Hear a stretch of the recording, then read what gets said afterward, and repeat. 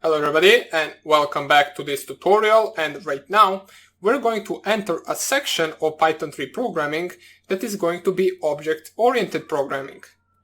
Now basically this can be considered a little bit intermediate to advanced part of the Python 3 syntax, or not just some syntax. Basically this is introducing ourselves to a whole different type of programming in Python 3, such as using classes, using subclasses, introducing to function overloading, data member, class variable, and so on and so on. We're going to take a look at all of that right now. Those are just some basic object-oriented programming terminology that we're also going to cover in this lecture right now. And then you will actually be able to call yourself an actual beginner or to intermediate Python 3 programmer if you know all of this as well as the previous lectures. Then you can actually consider yourself a beginner Python 3 programmer. So, first of all, Python has been an object-oriented programming language since the actual time it existed. If you do not really have any previous experience with object-oriented programming, you may want to actually learn more about it, and then you will be able to understand this on a whole another level, because in the beginning it can actually be a little bit of overwhelming and you might actually consider it a little bit hard, even though it really isn't that hard. Now Python 3 object-oriented programming is one of the easiest ones, so this is a good way to start learning object-oriented programming, as it will give you an actual beginning knowledge if you actually try to learn a different programming language later on. So let us open up our idle right here. Let's open a new file, and basically let us introduce ourselves with some of the basic terminology that you will encounter while learning the object-oriented programming. So the first thing that you will encounter, of course, is going to be a class. Now basically a class is a user-defined prototype for an object that defines a set of attributes that characterize any object of the class. Now, basically that means that the class has data members, variables, and instance variables, and also it can have methods, or if you want to call them, functions. Now, what methods are basically functions that are a part of a certain class. So we already know what functions are. We saw how we can code them before. Now imagine that inside a certain class, you create a function. That function will be actually called a method. Now, the next thing that is going to be in the actual class is going to be a class variable, and that is the variable that is shared by all instances of a class. Now, class variables are defined within a class, but outside of any class methods. Class variables are not used as frequently as instance variables are. Okay? So, basically what you need to remember from all of this is that class variables are going to be most likely coded at the beginning of the class outside of any specific method that is going to perform some part of the code. Okay? Now, as I said before, a method that is a special kind of function that is defined in the class definition itself. An instance is an individual object of a certain class. What that means is basically an object that belongs to a class circle. For example, it is an instance of the class that we will call circle. Now, inheritance is the transfer of the characteristics of a class to other classes that are derived from it. So you can have a class that is going to come from a different or a whole different class that is going to inherit all of its objects. Okay? Data member is, as we said, a class variable or instance variable that holds data associated with a class and its objects, and the object is a unique instance of the data structure that is defined by its class. So those are some of the object-oriented terminology. Now, of course, it might sound a little bit harsh, but it really isn't. You will see it just in a few seconds. So let us start off by showing you how to create a simple class. Okay? So creating classes, we're going to use our, let's just close this right here. Do you want to save? No, I don't want to save anything. Let's see how we can actually create a class in Python 3. So the class statement creates a new class definition. So basically just typing here class will create a class that is going to be named as the part that comes after the class definition. So class and then name underscore of underscore class. You can name it just like that, even though that is not really such a good name. You can call it class name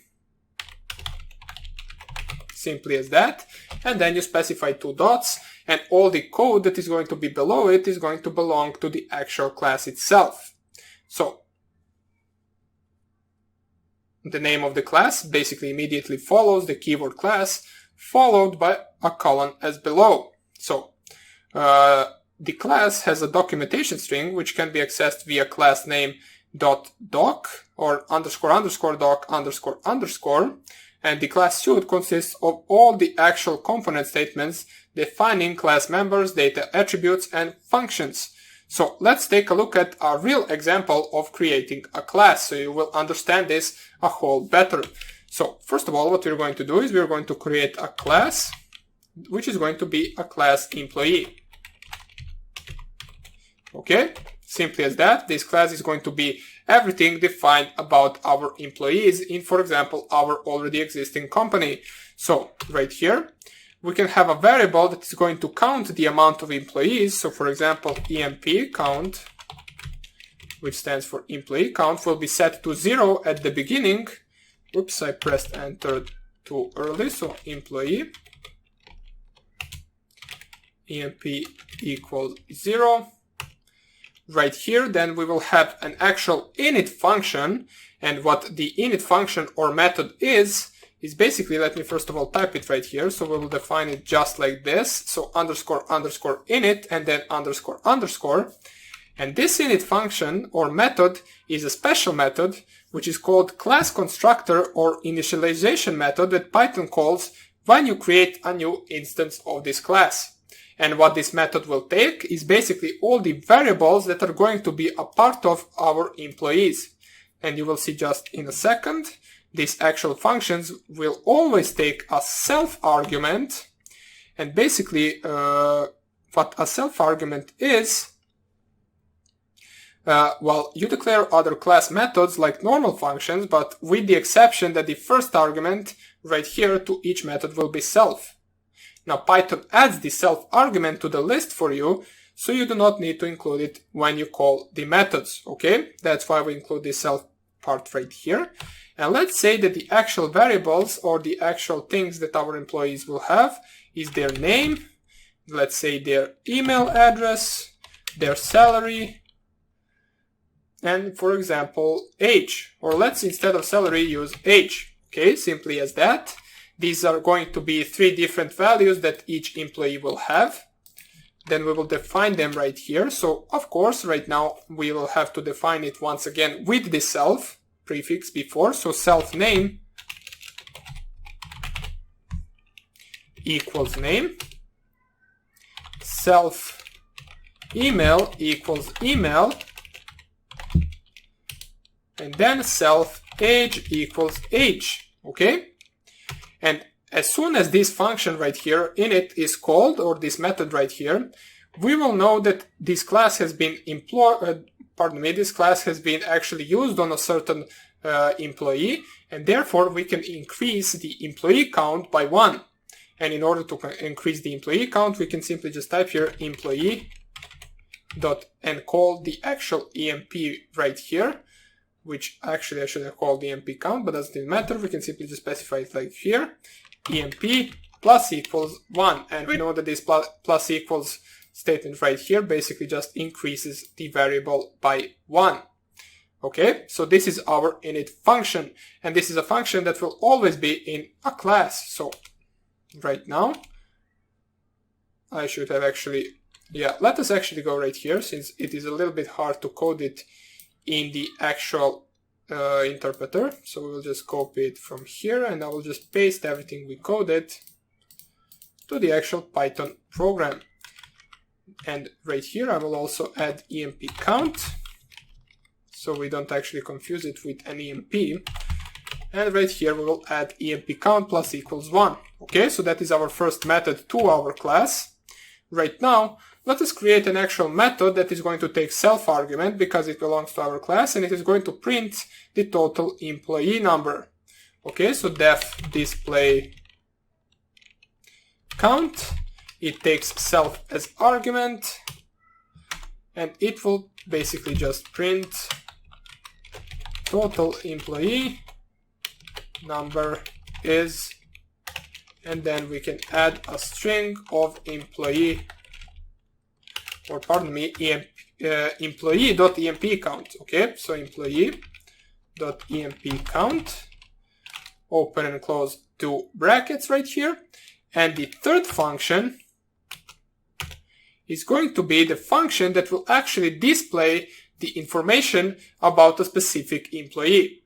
So def display information, it will take self as the argument, and right here we will simply just print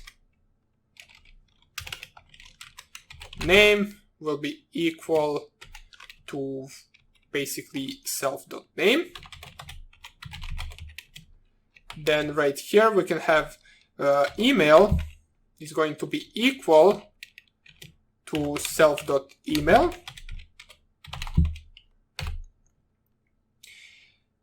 And then the last thing is the age. So age is going to be equal to self.age. Let me just enlarge this so we can see the entire code properly. Just like this, okay. Press here enter, and this is basically our entire function. Okay, so simple as that. Now the variable emp count, let us also remind ourselves, is a class variable whose value is shared among all instances of this class right here. So it can be shared between all of these right here. Also, this can be accessed as employee.emp count from inside the class or outside the class, however you want it. Now you can see right here we use employee.emp count. It can be used inside the class, as we saw the example right here. And soon enough we're going to take a look at the example of using it outside the class as well. Let's also remind ourselves that this init method right here is a special method, and it is a constructor initialization method that Python will call once you create the new instance of this class. So as I said before, this will get called every time we actually put a person into this class employee, which shouldn't be employee, it is missing an O. Okay, so class employee. And that's why we actually increase the counter of employees in this class or method right here. Okay. Alright, so right now that we have the actual class, we need to take a look at how we can actually create the instances of a class, or how we can actually add a person to this employee class. So this is rather simple. Now that we have a class right here, in order to add an actual employee, we can simply just type here employee1 is going to be equal, and then in order to add it to the actual class, you simply just type here the class name, and in between the brackets you specify all the needed arguments, and in our case the needed arguments are name, email, and age. So these are the three arguments that we need to specify for every employee that we put in this class. So let us just type here Adam, not this, we need Adam, then comma, then the next thing we specify is the email, so we can just type here adam@gmail.com, and then the last thing will be the age, and let's say the Adam's age is, for example, 15, so it doesn't even matter, that is the age of Adam. And right now we successfully created the instance of this employee class. So you will notice if we just save this, go to my Python programs, employee.py, and if you just simply run it right here, inconsistent use of tabs and spaces in the indentation, okay. Let me just see, what do you mean by that?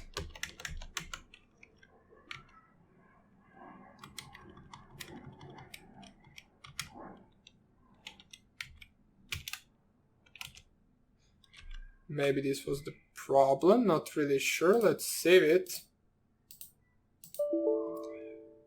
Nope, it says inconsistent use of tabs, so let's try it right here.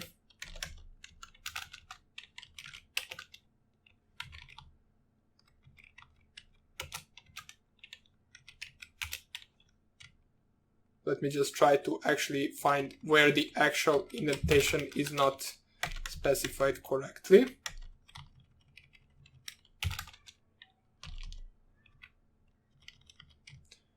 This is good, this is good. Okay, maybe now.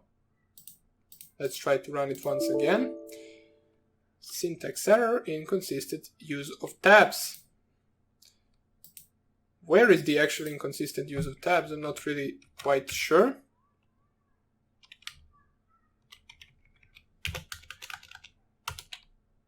Maybe right here. Okay, now this is actually presenting us a problem, so what I will do is I will simply just copy this, paste it right here, and we actually get the same error as well here, which is a little bit weird. So let us actually try each line to see whether it is indented properly. This one is, this one is.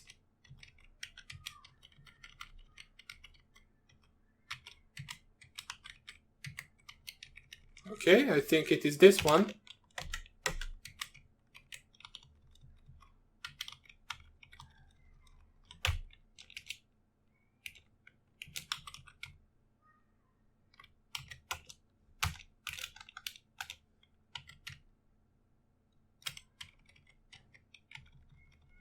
Not really sure why doesn't it want to tab itself.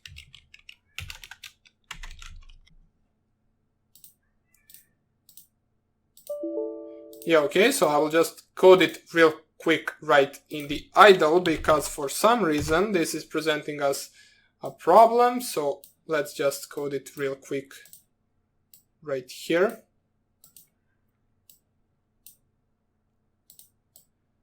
Not really sure where the actual error is, but doesn't even matter. Class employee, I will just retype it all real quick. emp count equals 0, def underscore init underscore takes 4 arguments, self argument, name argument, email, and the age argument, okay? Then self.name is going to be equal to name, self.email is going to be equal to email, self.age is going to be equal to age.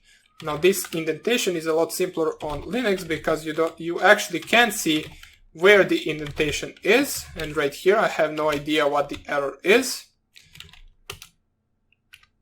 Def display count self print total employee number is, and then here we will add a string of employee emp count,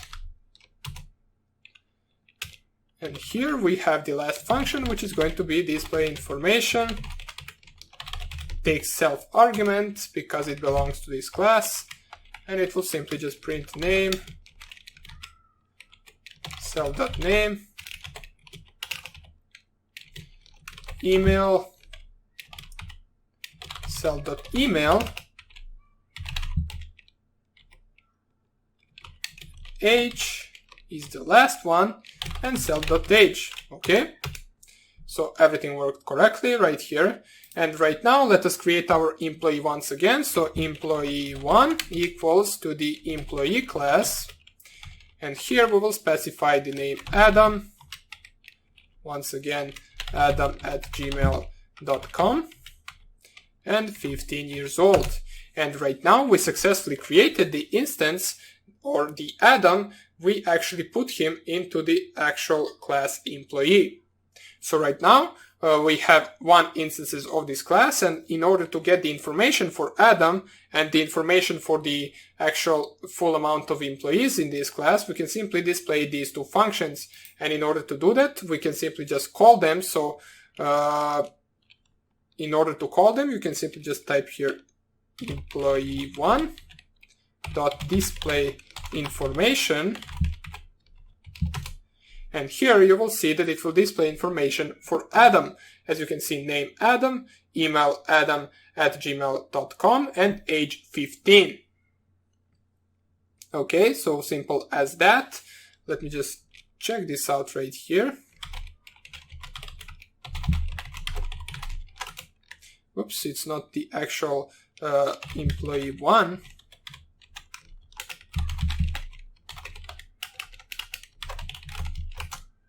And we can see that if you just use the display count method right here, you will get printed out the total number of employees is 1. Now, in order to actually create a second employee or add the second instances of the actual class, you can simply just use employee2 equals, and then basically use the employee function to add another person. So for example, Jack, email jack@gmail.com and age 20. And then if you simply just use the same function or the same method from the actual classes before, which is the display count, you will see that right now the total employee number is 2. Okay? And then you can, of course, if you want to, print the Jack information as well. So display information, open and close brackets, and you will see everything for Jack. Okay, so basically this would be the introductory part for our classes. Hope you enjoyed this tutorial, and I hope I see you in the next one. Bye!